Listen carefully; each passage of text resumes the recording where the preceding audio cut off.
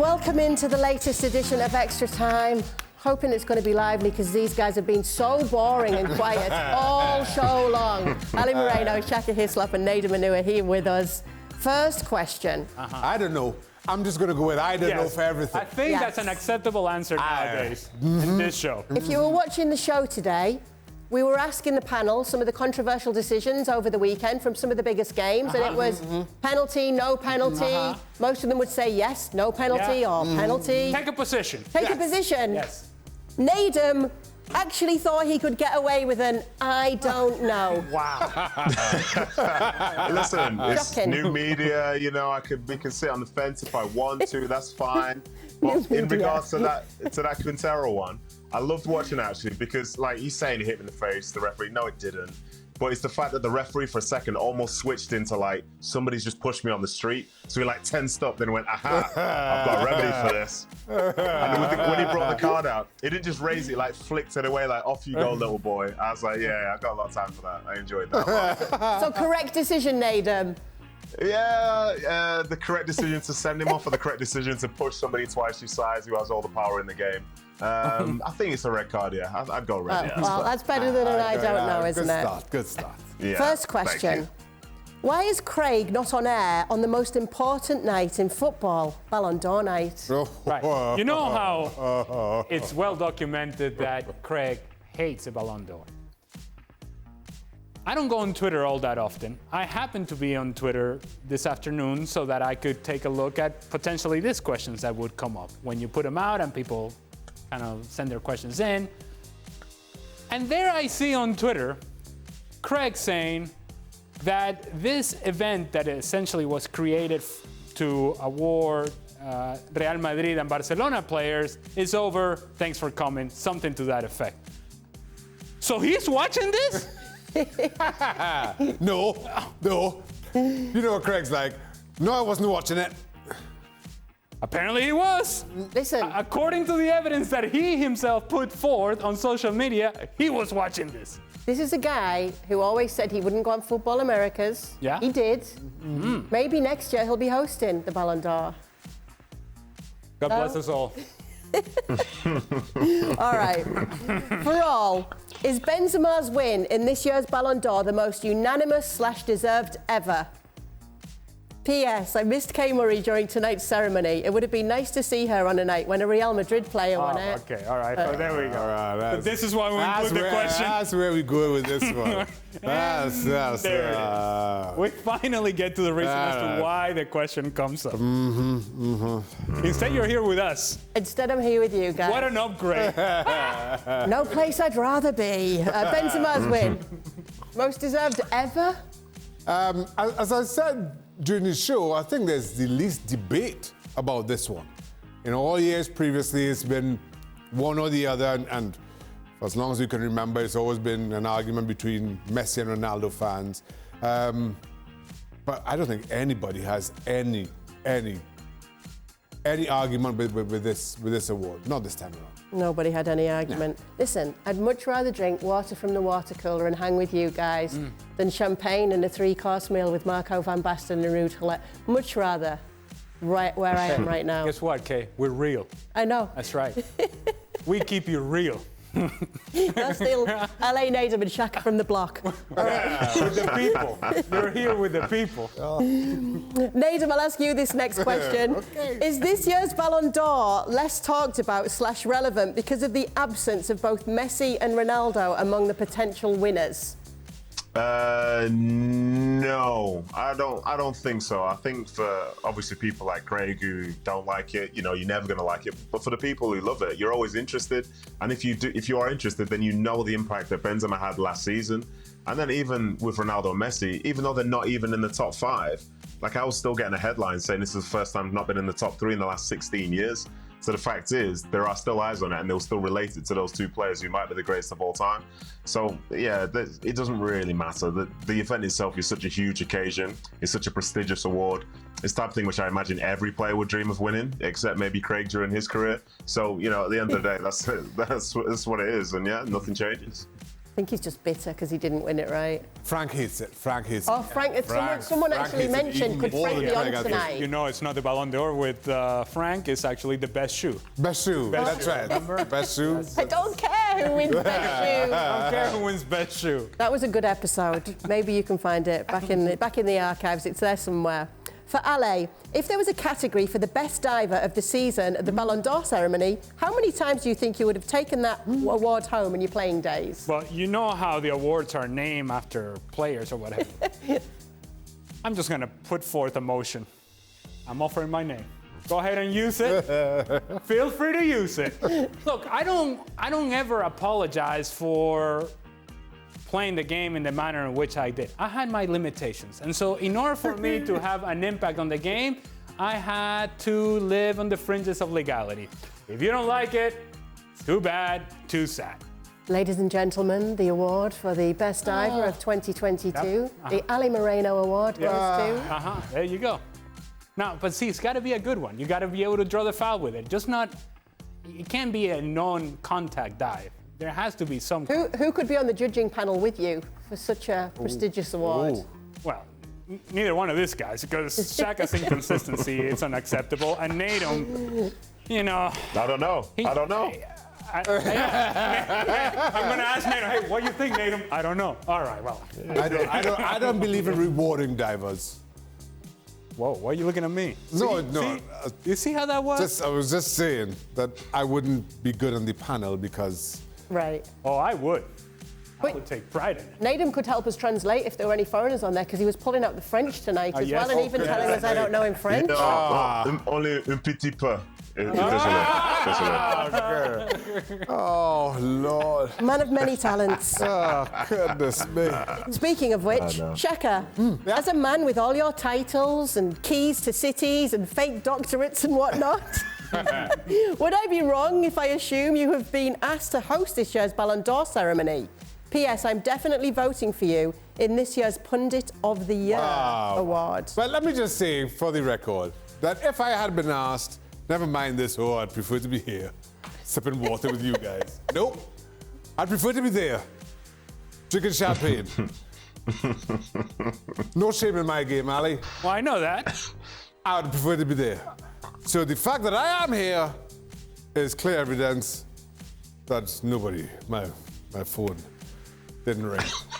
Well, he'd be up for it, guys, so... Okay. You know, Shaq, how quickly... I'm low maintenance, you know. Yeah, are you really?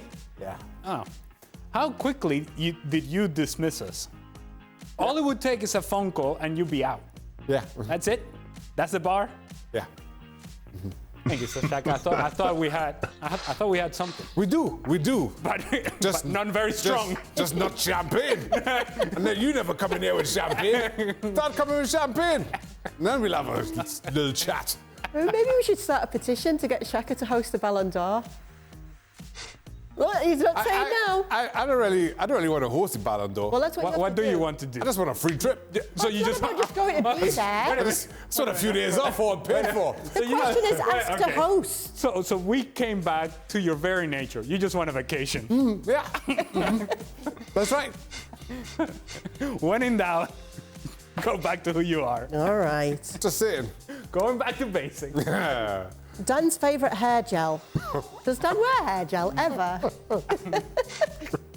Hair gel, I think it is. Right, for the lads, since this World Cup is played during the season, what will the non-participating players be doing for that month? Won't form severely dip? Your form can't really dip when you're not playing any games. I think that seems kind of fair. So I guess for some of them, it depends on the manager. There'll be some managers who want their players to completely switch off, give them a week off maybe, then get into light training. But then every club's different because maybe you're like an international, you're not at the World Cup and you're a team where most of the players aren't there. Maybe there'll be a few friendlies and stuff organised, but then if you're one of the top sides who's got loads of international players, you might be away for, say, 3 weeks at a time. Then it's just down to the bare bones. So at that point, you can't really develop anything. So I think it's going to be very, very different depending on which club you're at and sort of the success of your players as such.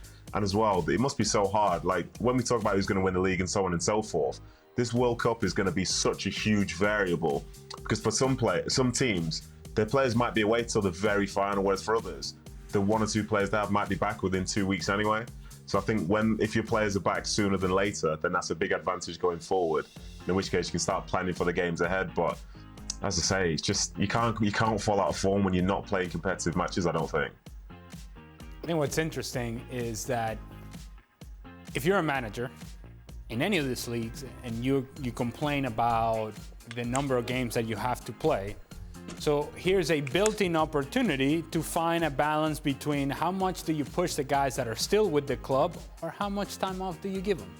And do you then allow the players to recover their legs for the time being that the World Cup is out there and you just kind of do some technical training just to kind of get the blood flowing, but not much more than that?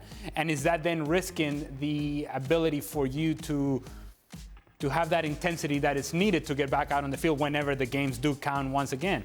It's going to be interesting how clubs are able to handle it, and it's really going to depend as to how many of your players are gone and how deep of a run those players make. And to that point, I would also say, in what kind of shape, physically is one thing, but mentally, do those players return from the World Cup?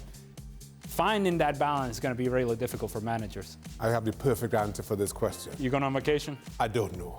Okay. Well, it's a valid answer on ESPN FC now. Yes. Nadem set the precedent. Yes, it's a tough one. You're I welcome. just don't know.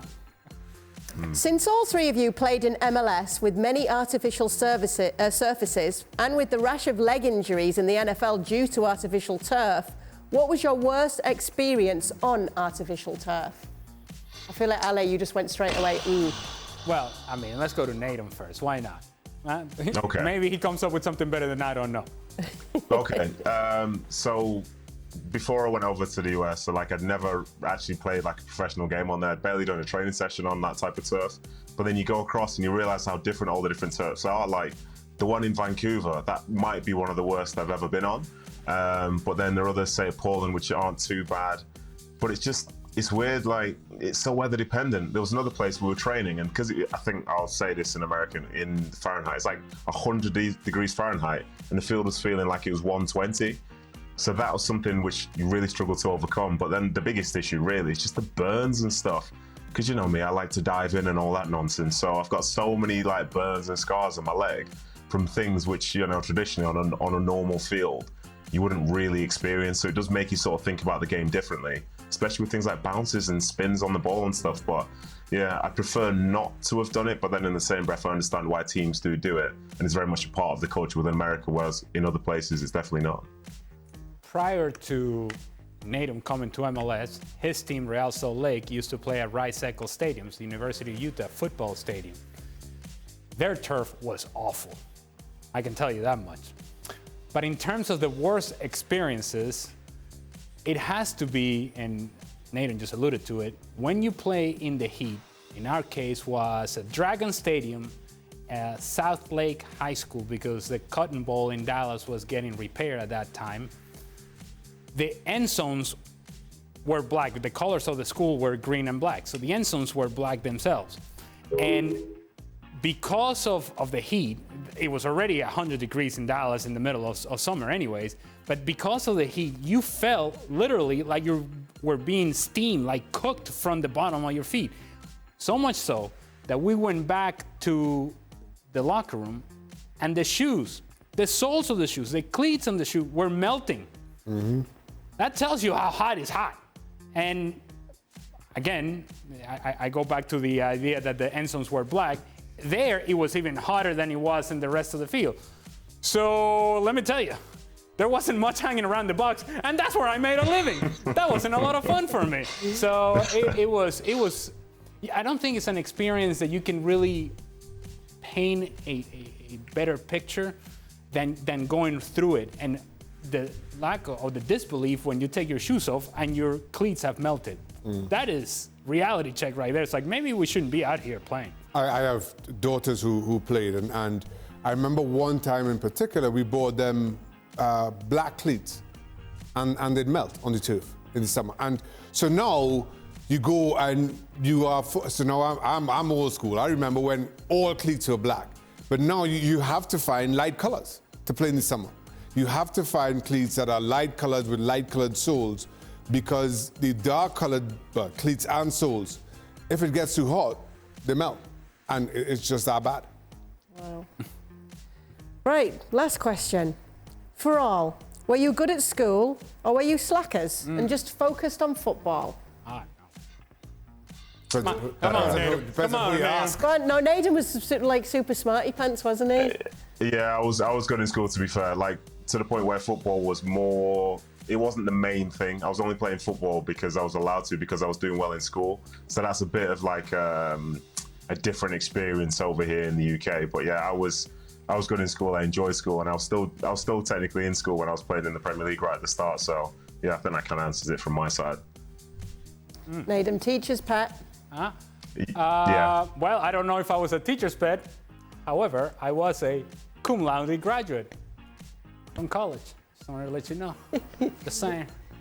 What's that face for, Shaka?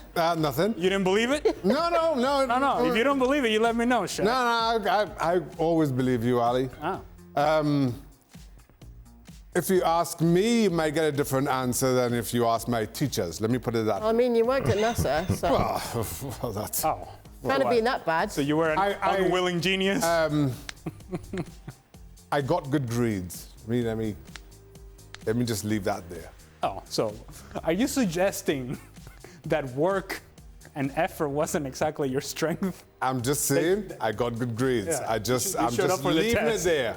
I'm leaving it there for you to do. Is this another claim of slight corruption, like the power ranking? No. Nope. I got good grades. I'm leaving it there. The day-to-day was a struggle, but during test day, you were good. I'm just leaving it there, Kate. He had the algorithm machine all along. Yeah. That's why he's tasked with the power rankings. Leaving it there. Very smart panel tonight. No, I don't knows. Only a few.